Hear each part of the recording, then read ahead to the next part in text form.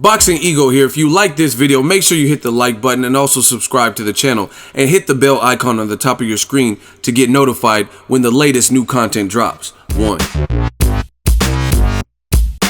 Errol Spence and others in the boxing industry claim that Sadam Ali was set up against Jaime Munguia. Stay tuned. What up, Fight World? It's your boy Ego, and I'm back with some more boxing.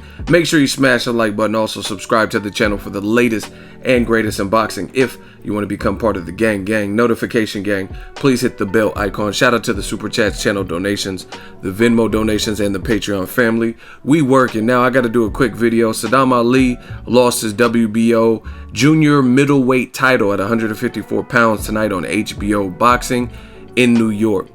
He was in against late replacement Jaime Munguia out of Tijuana, Mexico. Initially supposed to fight Liam Smith, who lost to Canelo, who was his mandatory, and he ended up getting sick during training camp and couldn't complete his training camp as intended, so he pulled out of the fight. They have this late replacement, again, Jaime Munguia, and he ended up hurting Sadam Ali throughout the fight. It only lasted, I think, 4 rounds. He hurt him in the first round. It was a major size differential if you just look at them next to each other. And a lot of people think that Sadam Ali was set up. Now, one person who knows Sadam Ali well, because they were on the same Olympic team together, was Errol Spence. And this is what he had to say. Ali got set up, LOL. That's on his verified account. Then you have former IBF champion Caleb Truex. He says, Golden Boy did Sadam Ali dirty. What a mismatch. And then someone says, a fan says, he was a world champion, Caleb. And Caleb Truex responded, they matched their own guy up with a dude that was twice his size on short notice. Ali should be heated, right? So a lot of similar, these are all different people. Ishe Smith of Mayweather Promotions on his verified account says, I hated to be right, but I knew the agenda when they were pushing this guy for a Triple G. No way should Sadam Ali have approved this guy on short notice, ... Then you had Lou DiBella. He chimed in and gave his opinion. He says they did the Sadam Ali no favors with this match. Not even a fight. A gross size mismatch. Wow.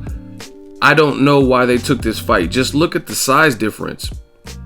Exclamation point. Hashtag Ali Munguia. DiBella concluded, and they will let Munguia fight anyone he wants after this. Dude's a true middleweight and a real big at 154. Has popped too. Ali Munguia. P.S. This fight is over when it was started. The welter versus a middleweight, right? Ishe Smith says HBO is pushing for this guy Jaime Munguia to be a star. I wouldn't be surprised if Ali lost this one. Hashtag setup. He said that before the fight actually started. So props to Ishe Smith. And then Leonard Ellaby of Mayweather Promotions CEO, says he got straight set up 100. So I mean, you see different people, different stables, different groups, different factions and entities, and they all think that Sadam Ali was dealt a bad hand, a raw deal, a fight where it was an uphill battle. And it sounds actually accurate. I don't know why, Golden Boy, you went from Liam Smith to an unknown commodity who, at least on paper, he has like an 80% knockout ratio. He looked huge in his pictures. And you're really dealing with Sadam Ali, who's a true welterweight, who moved up for the opportunity to fight an older, in some people's opinion, faded Cotto, who was, I mean, you got to look at it. Cotto he retired after the Sadam Ali fight. So, I mean, not taking anything away from the performance, but that's where Cotto was at in his career. If you're going to take a loss and then decide to retire very next fight, then that's what you had on your mind. You know what I mean? Or you got beat so bad, you're just like, I'm not coming back. This is not like a Marvin Hagler. You felt you got robbed, so you decide to quit and then move to Italy. You know what I'm saying? See, I know my boxing, right?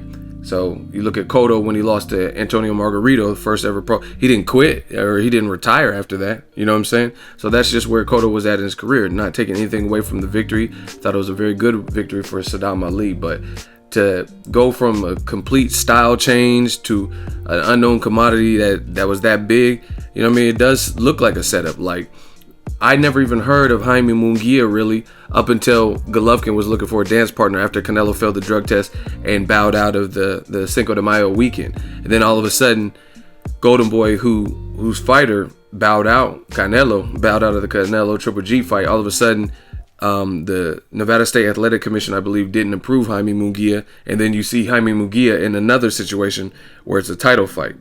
So I don't know if Golden Boy has Jaime Munguia as a fighter, or maybe they're working with another smaller promoter. But it does seem like a setup, to be honest. You know what I mean? And I don't know why they would do it, because you got to look at it like this, and I'm just being 100% trill like we do. Golden Boy, their number one cash cow, Canelo, he's not in the best light right now, because some people still think, even with the hair follicle test, they think he cheated.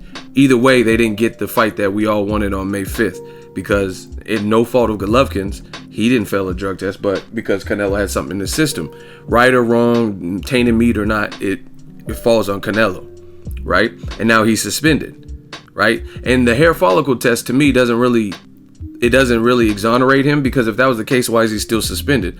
Why didn't we get a headline that said Canelo's able to fight next week?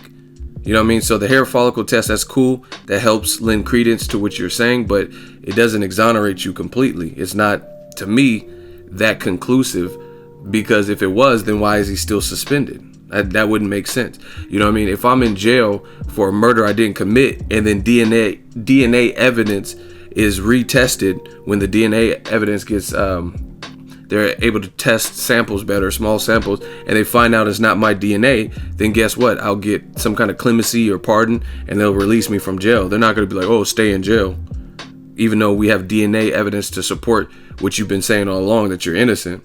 You know what I mean? So you look at Canelo, he's out of the picture. I mean, he still has fans and stuff, but he's not in the most favorable light. You had Jorge Linares, who just lost tonight against Vasyl Lomachenko in a great fight, but he lost his title. Then you had Sadam Ali tonight, who was also in New York.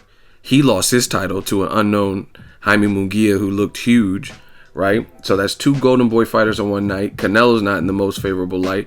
Ryan Garcia, a star that they're building, he just had a very tough fight with Jason Velez. He promised a knockout, and it was a learning fight. It was his first 10-rounder, I think, or the first fight to go 10 rounds, and he had a little bit of trouble with him. So Golden Boy, they've taken some steps back in terms of their major talent, you know what I mean, their champions and stuff like that. So I don't know why they would set him up, maybe money talks, or I don't know. But a lot of fighters feel that this was a setup. To me, since Sadam Ali had been stopped by Jesse Vargas at 47, I think he should have dropped back down to 47. It was cool that you became a champion at 154, got the title off Cotto, but we all know Cotto wasn't the biggest out of the guys at 154. If you put Sadam Ali or Miguel Cotto, right, if you put them at the top, you know what I mean, because you're a champion. As a champion, you can't say, oh, I want to fight this guy or this guy. Like, you have a bullseye in your back. But if you put Cotto or Sadam Ali next to the other top guys, they're going to look small. You know what I mean? I've been next to Jared Swift Hurt. I've been next to Jermell Charlo and Jamal Charlo. You know what I mean? These are all guys that are at 54 or have been at 54. And trust me, they're a lot bigger than Cotto and Sadam Ali. I've been next to Cotto, right? So it seems like, all things considered, once you did the damn thing with Cotto and became a champion, and then I think you should have went back down. I think he should have went back down to 47, because there's all good fights. You could have fought Jesse Vargas in a rematch, but to get pummeled by a guy this big, you never know. I mean, Sadam Ali's an Olympian, so hopefully he's fine and he can bounce back, but you never know. That's his second loss, and the second loss via stoppage. So mentally, is he going to be the same? And fighting a guy who's like a giant next to you, and then taking those types of hooks and stuff, even though it was only 4 rounds, I mean, you took some heavy blows. Some people were even mad that the doctors or the corner didn't step in and stop it earlier than the last punch that caused the fight to be stopped. You know what I mean? So it was always, to me, it was always kind of an uphill battle for Sadam Ali, who's, you know what I mean, a good fighter, Olympian. It was an uphill battle for him to face the elite at 54, unless we're talking about Kell Brook, and that's again a welterweight who recently moved up. Even though he has a fight at 160 and he did pretty good versus Golovkin, he still is a guy who's shorter and hasn't really beat anyone of note at 54. So if it wasn't going to be those types of fights for him, like, you know what I mean, Cotto's or Kell Brook's, guys who aren't really established big 154 pounders, then I think it was going to be hard. I mean, if Sadam Ali would have fought Jermell Charlo, if he would have fought Jarrett Hurd, Erislandy Lara, those guys would be a lot bigger than him. And styles make fights. It's not just about being big, but those guys are all talented. Jermell Charlo is a fucking killer. He's a serial killer. He knocked out 2 mandatories early, brutally. You know what I mean? Erickson Lubin showed all the promise in the world, but he got knocked out in the first round. You know what I mean? Jarrett Hurd is big. Pause. So it was always kind of an uphill battle for Sadam Ali. I don't know why they chose to stay at 54 like that, but a lot of people think it was a setup. Like, why would Golden Boy on late notice take a guy who's a power punching, like, big guy? You don't really stand as much to gain in a title defense like that. But hey, Sadam Ali's a warrior. He accepted the challenge, and this was the outcome. Let me know what you guys think and what's next for Golden Boy. Who's their biggest star that they're going to push? I wonder if they're going to push Gary Spike O'Sullivan, but I know tonight they lost 2 champions, Sadam Ali and Jorge Linares. Not lost them totally, but lost them in terms of they lost their belts. Drop your thoughts in the comment section. Make sure you smash the like button as always. Hate, comment, and subscribe. Till next video, it's Ego signing off. So if you enjoyed this video and want more content like this on the channel, you can show your appreciation by going to the PayPal donate button or the YouTube support button, and you can donate any amount that you feel is equivalent to the value of this video. Much more to come. Thank you guys for your support. Boxing Ego, the future of boxing.